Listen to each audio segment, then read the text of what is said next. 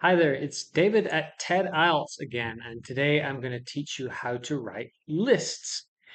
By list, I don't mean a shopping list or a to-do list. I mean the grammatical sense, when we're writing a sentence and we list different items as subjects or objects in that sentence. So, first of all, a list is kind of a hard thing to describe. Like I said, it's usually a subject, usually an object, but it's basically when we have multiple items in a sentence and they're typically connected by the word and or the word or.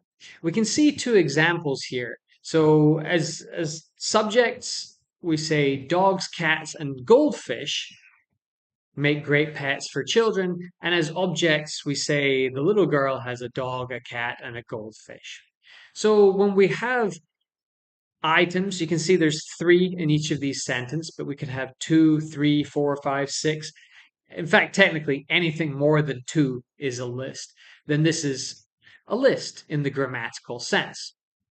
We're going to go through the rules now, and we'll start with the basic rules, and then we'll look at more advanced rules after that.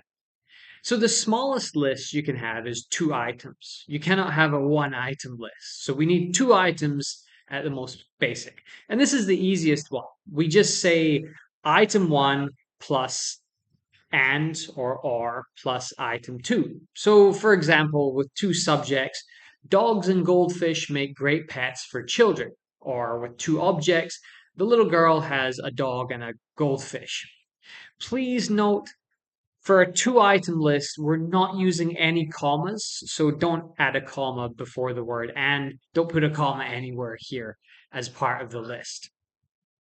Going beyond two items, we have a three item list. Now, actually, this is a bit more common when people are thinking of lists because saying two items is quite easy. We're just one plus and plus two. But here we need to use commas. So we can have three subjects. Dogs, cats, and goldfish make great pets for children, or three objects. The little girl has a dog, a cat, and a goldfish. Now note, in both of these sentences, we're putting item one, comma, item two, comma, and item three. That is very, very important. I'll show you this formula written down later. You can make a note of the screen or something like that. But this is the basic rule for a three item list. We can go beyond three items. We can have four. So for subject, dogs, cats, goldfish, and birds make great pets for children, or the little girl has a dog, a cat, a goldfish, and a bird. In these sentences, you can see it's exactly the same. We've just added one more item to our list. So it's item one, comma, item two, comma, item three, comma, then and item four. We can go on to have five, six, seven items in a list, but the longer the list gets, the less effective it is, and it's quite uncommon. So usually lists in English have two, three, or four items. So what are the rules here? Well, we can see the formula. When we've just got two items, it's item one plus and or plus item two. There are no commas used at all. When we have three or more items, we say item one, comma, item two, comma, and or item three. So we can see some examples here. I've moved away from the girl and her pets. So she's been to Paris and London, or she's been to Paris, London, and Milan. You can have chicken or beef. You can have chicken, beef, or pork. Okay, so now we've seen the rules, let's look at some common mistakes people make. So the most common one, I think, is seeing people use a comma when there are two items in a list. So Paris, comma, and London. This is a big mistake. You should not do this. This will lose you marks in your IELTS test if you do this. The other one is to forget the word and or. I think in many other languages we don't have an equivalent, so it's just item one, comma, item two, comma, item three. Now, actually, in English, you might see people do this in informal writing. You might see it in a novel or a poem just done for a stylistic reason. but it is not grammatical, and you should not do this for IELTS or other academic essays. You can see I've corrected the versions here to make them right. Okay, that brings us to our advanced rules. So the first one, maybe you understood. I think a lot of people do. This one is much more complicated. So what we have here are the items within a sentence contain commas. So an example would be if your items within the sentence, within the list, have a non-essential relative clause. So here, F. Scott Fitzgerald, who wrote The Great Gatsby. So he is the author, that's his name. So he is the first item in this list. But who wrote The Great Gatsby? This is a non-essential relative clause, so we've got a comma before the word who.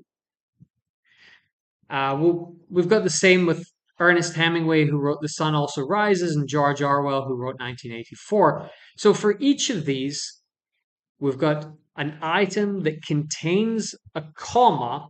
So do we use a comma to separate those items? Well, that would be a little confusing, actually. So what we do is we use a semicolon. So item one, semicolon, item two, semicolon, then and or item three. We'll look at two more examples here. So the first one we can see here contains a city and then the country that city's in. We can also do this with American states, like the city in the state and then the name of the state. So if we're doing that, we'll use a semicolon to divide each part. The second example here is a little unusual because only one of the three parts contains a comma. But it's not the case that we need every part to be exactly the same. In this case, the first one contains a non-essential relative clause. The next two are basically the same but minus the relative clause. So a better camera, a better screen, a faster processor. So this is parallelism. We'll come back to that in a moment, meaning the three parts are all equal, they're all the same, except the first one is modified by the addition of a non-essential relative clause. So this is advanced listing. It's more difficult than you saw with the basic rules, and this is something that not super common, but if you do academic writing or if you're reading academic papers, you've probably come across this.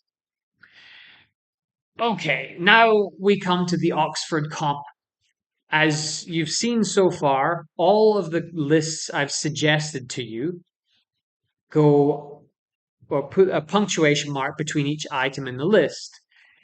The Oxford comma is what we use as the name we use for this. So item one, comma, item two, comma, and item three. This is the Oxford comma. Some people choose to not use this. I would say that is really wrong. That's a really bad idea. This is a big argument that people have. Some people just don't like having too many commas in a sentence, and I understand that. But here's the thing. Sometimes when you don't use the Oxford comma, your writing is hard to understand. Sometimes there's the possibility for a misunderstanding. Sometimes it can really confuse the reader. Therefore, logically, we must use the Oxford comma.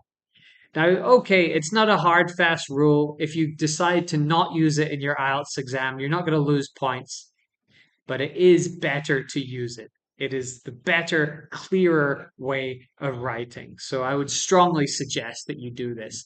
I'll put a link down in the description to an article that explains this in some detail.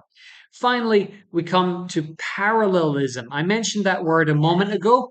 Parallelism means that the items in the list are in the same form. So verb, verb, verb, or adjective, adjective, adjective, or noun, noun, noun, right? We don't want to mix them together. So our example here, I like reading, writing, and food. Well, reading and writing, they're gerunds, right? So it's the ing form of a word. So I like reading, writing, and food. This doesn't sound right. It's not 100% wrong. It's not a huge grammatical mistake. But why would you say food instead of eating? So then we've got gerund, gerund, gerund, or ing, ing, ing. So parallelism and the Oxford comma are two things that really I think would massively improve your writing. So I just wanted to mention them at the end of this lecture on lists. Okay, I hope that was helpful for you. And if you follow these rules and use them in your next IELTS exam, you'll have a much better chance of a high score.